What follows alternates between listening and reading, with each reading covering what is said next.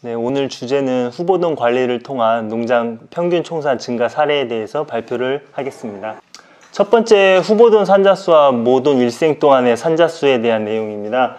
먼저 이 자료는 여기 보시면 2014년 6월부터 2015년 12월까지 그 조합원 농장에 후보돈 분양된 전산 성적을 분석한 데이터입니다.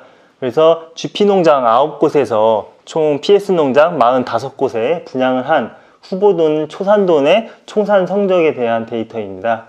보시면 주목할 점은 그 9개의 GP별로 봤을 때 차이는 11.3두에서 최대 12.2두까지 0.9두 정도의 차이가 발생을 합니다. 그런데 이보다 더 중요한 것은 동일한 GP에서 분양을 받은 PS 농장들의 성적 차이를 봤을 때는 작게는 1.6두에서 많게는 3.0두까지의 차이가 발생을 합니다. 이것을 봤을 때 후보돈 관리를 어떻게 하냐에 따라서 농장의 총산의 성적이 달라진다는 것을 알 수 있습니다. 네, 다음은 그 외국 논문 사례 3개를 제가 제시를 할 건데요. 첫 번째는 이제 남유럽 125농장의 분만한 모돈 47만 6천 두를 이제 분석한 자료입니다. 그래서 후보돈 총산을 기준으로 4개의 그룹 7두 또는 미만, 그리고 8에서 11두, 12에서 14두, 그 다음에 15두 이상 이렇게 4개의 카테고리로 나눴을 때 후보돈, 즉 후보돈이 분만한 초산돈의 총산 성적에 따라서 산차가 거듭돼도 가장 높은 후보돈 총산을 가진 그룹에서 계속 높은 총산을 갖는 것을 볼 수 있습니다. 이거는 이제 피그챔프에 나온 이제 데이터인데요. 2014년 10월부터 16년 9월까지 약 2년간의 분만한 다산성 모돈의 9만 3천 두의 산자수 분포입니다. 앞에서 말씀드린 것처럼 동일한 이제 결과인데요. 그 초산 때 산자수가 높을수록 산차가 지나도 계속 높은 산자수를 보이는 것을 알 수 있습니다. 세 번째 자료는 제가 이제 2016년도 아일랜드 더블린에서 열린 세계 양돈 수의사학회에 가서 이제 찍었던 자료인데요. 이건 브라질에서 이제 5년 동안 그 4개 농장에서 분만 모돈의 산자수 분포를 조사한 내용입니다. 보시면 그 X축은 초산돈의 총산이고요. 그 다음에 Y축은 모돈 일생 동안의 총산을 나타낸 것인데, 초산돈의 총산이 증가하면 증가할수록 모돈 일생 동안의 총산도 증가하는 양상을 볼 수가 있습니다. 그래서 앞에 이제 3개의 외국 자료와 동일한 결과를 볼 수 있고요. 다음은 이제 저희 도드람 2017년도 전산 성적을 제가 분석한 자료입니다. 외국의 앞에서 소개한 3개의 자료와 그럼 국내에는 어떤 차이가 있는지 또는 동일한지를 제가 한번 조사를 해봤는데요. 보시면 제가 0.5두씩 산자수를 제가 그룹으로 나눴고요. 그 다음에 여기 보시면 막대 그래프는 농장 평균의 총산이고, 그 다음에 그 선에서 보여주는 그 숫자는 초산돈의 총산 성적입니다. 농장의 평균 총산이 높은 농장들은 당연히 초산돈의 총산도 높은 것을 알 수가 있습니다. 그래서 앞에 외국의 데이터들과 동일한 후보돈 총산이 높을수록 농장의 평균 총산이 높다는 것을 다시 한번 확인할 수 있습니다. 그래서 다음 슬라이드는 앞에서 보신 것을 산차별로 좀 더 눈에 띄게 볼 수 있게끔 데이터를 다시 정리한 내용인데요. 보시면 그 후보돈 일산 때 초산돈의 산자수가 높은 그룹의 농장들이 결국 산차가 거듭돼도 계속 높은 산자수를 유지하는 것을 볼 수 있습니다. 이 농장들의 초교배 일령이랑 후보돈 총산을 비교했을 때 초교배 일령은 크게 연관성은 없게 나타났고요. 이제 다음으로는 이제 두 번째 카테고리인 후보돈 산자수에 영향을 미치는 요소 중 이제 종돈장의 역할 3가지를 소개를 하고자 합니다. 첫 번째는 가장 중요한 건 후보돈의 품종, 즉 유전 능력입니다. 그래서 아무리 관리를 잘하는 농장이어도 후보돈의 어떤 유전 능력, 산자수에 있어서 유전 능력이 좋지 않을 경우에는 어느 정도 한계가 있습니다. 그래서 가장 중요한 것은 우리 농장의 후보돈을 사용하는 품종이 다산성 모돈인지를 꼭 확인을 해야 됩니다. 저희 도드람 같은 경우는 브랜드 농장들은 다비육종의 후보돈을 사용하기 때문에 제가 다비육종에서 수입했던 그 프랑스 뉴클레오사의 그 종돈의 생산 성적을 제가 홈페이지 들어가서 확인해 봤는데요. 보시면은 라지 화이트 기준으로 해서 평균 실산이 17.5두, 그 다음에 이유두수가 14.8두를 기록을 하고 있습니다. 두 번째는 후보돈의 생시체중입니다. 이 말은 이제 일반 농장에 해당되는 게 아니고요. GP 농장에서 이제 분만해서 태어난 일일령의 포유자돈의 생시체중을 말하고 있습니다. 그래서 이게 왜 중요하냐면 이게 생시체중별로 그룹을 나눴을 때 태어난 생시체중이 작을 경우에는 모돈으로서 나중에 후보돈이 되고 모돈으로서 계속 분만을 했을 때 모돈의 연산성이 떨어지는 것을 볼 수 있습니다. 그리고 오른쪽에도 마찬가지로 초교배 일령 했을 때 교배, 그러니까 재발률을 봤을 때 이 빨간 그래프가 지금 1kg 미만으로 태어난 채미돈의 후보돈이 나중에 이제 후보돈으로서 이제 교배를 했을 때 성공률이 이제 40% 미만인 것을 알 수가 있습니다.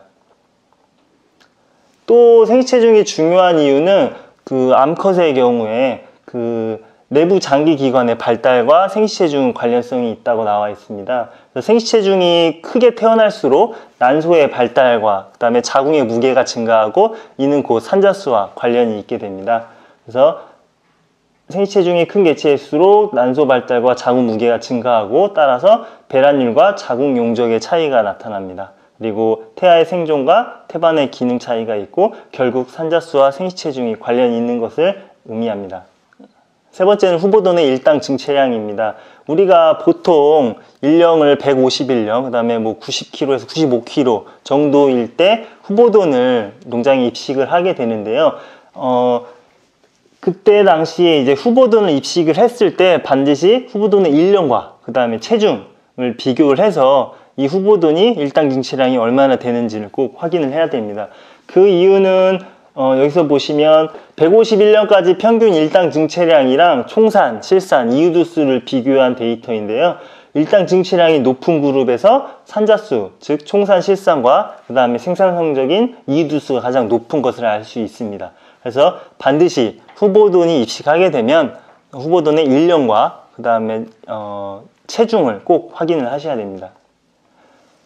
다음은 세 번째 카테고리인 후보돈 산자수에 영향을 미치는 요소 중에 이제 5가지 농장의 역할에 대해서 말씀을 드리겠습니다. 첫 번째는 후보돈의 성성숙입니다. 우리가 보통 151령의 후보돈을 입식하게 되면 빠를 경우 160에서 171령의 후보돈의 성성숙이 일어나게 됩니다. 그래서 160에서 171령부터 웅돈을 일찍 접촉을 하게 되면 그 성성숙 일령을 빠르게 당길 수가 있고, 그게 중요한 이유는 후보돈 성성숙이 빨리 나타나야 나중에 강발정이 오고 또 초교배를 했을 때 산자수에도 영향을 미치게 됩니다. 그래서 보시면 웅돈 접촉을 했을 때와 접촉하지 않았을 때 보시면 25일 이상 지연될 확률이 웅돈을 접촉한 경우는 3%밖에 안 되지만 웅돈을 접촉하지 않은 경우는 30% 이상이 나오고요. 그 다음에 3번 연속 계속 주기적으로 발정률 확률이 웅돈을 접촉했을 때는 97%로 매우 높은 반면 웅돈을 접촉하지 않은 경우에는 66%밖에 되지 않습니다. 그 웅돈을 접촉할 때 사용하는 웅돈의 경우는 최소 10개월 이상을 추천을 합니다. 그 이유는 너무 어릴 경우는 그 충분한 페로몬을 생산하지 못하기 때문에 10개월 이상의 웅돈을 사용해서 꼭 후보돈에게 접촉을 시켜야 되고, 또 매일 15분 이상 웅돈의 접촉을 추천을 하게 됩니다.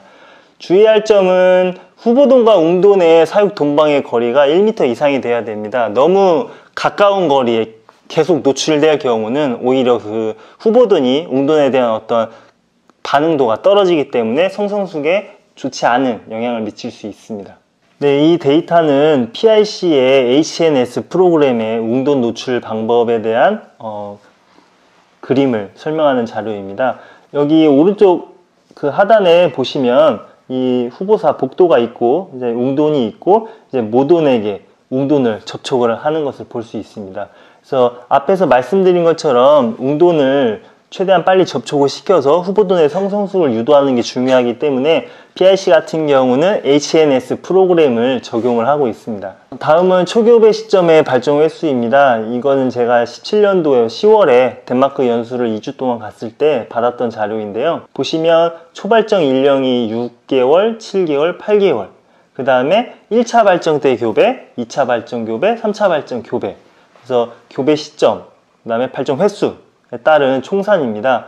보시면 초발정 연령과 상관없이 첫 발정일 때 교배를 했을 때가 산자수가 가장 낮았고요. 그 다음에 2회 또는 3회 발정 시 교배했을 때는 거의 비슷한 총산 성적을 보이는 것을 볼 수 있습니다. 두 번째는 초교배 시점의 등지방 두께입니다. 왼쪽 그래프를 보시면 229일령 142kg 교배하기 전에 등지방과 그 다음에 총산, 실산, 이유두수를 봤을 때 그래프상에서는 15에서 18mm 사이일 때 가장 좋은 산자수를 보였고요. 오른쪽은 이제 다시 교배 시점과 등지방 그리고 1산차 실산을 봤을 때 비슷하게 16에서 18mm일 때 가장 좋은 성적을 보이고 있습니다. 다음은 초교배 시점의 연령입니다. 이거는 중국의 자료이고요. 그 다음에 중국 12개 일관사열 농장에서 순종 요크셔와 그 다음에 랜드레이스의 번식 성적을 초교배 시점의 연령과 산자수를 비교한 데이터입니다. 보시면은 이 논문의 데이터상에서는 231령 이전에 교배한 1그룹에서 가장 좋은 총산과 실산을 나타내고 있습니다. 물론 지금 소개해드리는 논문의 데이터들은 어떤 상대적인 어떤 차이가 있을 수 있지 절대적인 수치는 아닙니다. 가령 예를 들면 다른 논문에서는 뭐 251령에 교배했을 때가 가장 좋을 수도 있고요. 그 다음에 이 경우는 231령 미만의 초교배를 했을 때 가장 성적이 좋게 나타나고 있습니다. 다음은 초교배 시점의 체중입니다. 왼쪽은 초교배 체중이랑 그 다음에 1에서 3상까지 총산의 합을 나타냈을 때 159에서 170kg 그룹에서 가장 좋은 총산의 합을 보였고요. 오른쪽의 데이터는 초교배 체중과 일생 동안의 총산의 합을 나타낸 데이터인데 여기서는 145에서 160kg일 때 가장 좋은 일생 동안의 총산의 합을 보이고 있습니다.